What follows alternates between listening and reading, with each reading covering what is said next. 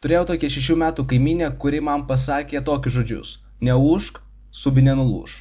Tai ko gero būtų dienos patarimas jums, jeigu nenorit vaikščioti su nulūžusiom subinėm, neūžkit.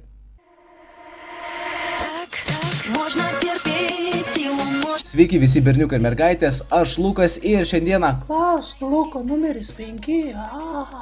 Gaja klausia, ką manai, kiek laiko ištems G4F tymas? Manau apie kelis mėnesius, nes antram nariui truputėlį, kiek žinau, yra problemų su šeima ir apie ką mes kalbam, aš net neįsivaizduoju. Kas tas G4F tymas, ką jis daro ir panašiai, atsiprašau. Džentelmenas vardu ką vis nori žinoti, kokių žinau lietuviškų keiksmažodžių. Žinau tokius kaip žalia rūta, po 100 pypkių ir kad tau tarp kojų ežys ištiktų.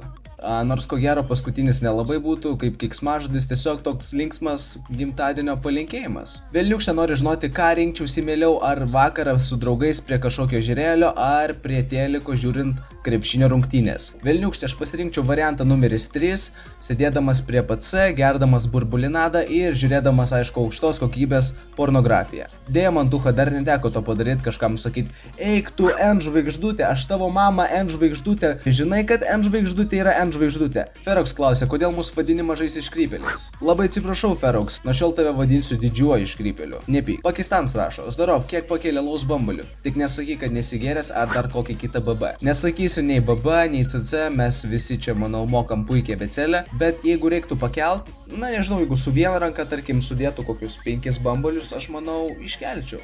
Tiesiog nežinau, niekada nesu bandęs, reiktų pabandyti. Džentelmenas pasivadinęs Hardstyle Grindis, kuris tikriausiai mėgsta šokti tektoniką, klausia, kodėl bulvių traškučių pakelyje tiek daug oro? Pirmasis dalykas tai yra prekinė išvaizda, antrasis dalykas, kad atidarius galėtum įkvėpti to puikaus aromato. Nes jeigu įsivaizduok būtų pakelis supresuotas, būtų jame vakuumas ir atidarinėdamas pakelį ir bandydamas pagauti tą puikų aromatą, tavo galva tiesiog įtrauktų vakuumas ir susitraiškytų visi čipsai esantis pakelyje. Jezugi, niekam nepatinka sutraiškyti čipsai. BMW nori žinoti, ką veikiu be nolaifinimo prie PC, vlogų kūrimo ir šiaip šūdo malimo. BMW, aš niekada nemalu šūdo šiaip, jeigu, pavyzdžiui, jo pritrūksta ir sako mama, eik biški šūdo pamalk, nes jo reikia.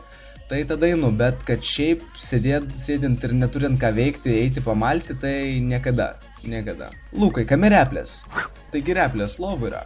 Patvarkai kelias merginas, nenaudėlį. Koks šitą būdikas? Didysis Minecrafteris. Ko gero nelabai, kokių merginų tu esi tvarkęs. Skilauskas rašo: sveikas, Lukai, turiu tau klausimą, nebandai ignoruoti, nes bla bla, gerai, kitas klausimas. Robot business man kažkoks klausia, ką tu reiškia nolaiferis. Robot, mesgi nepažįstami, dėja tu man nieko nereiškia.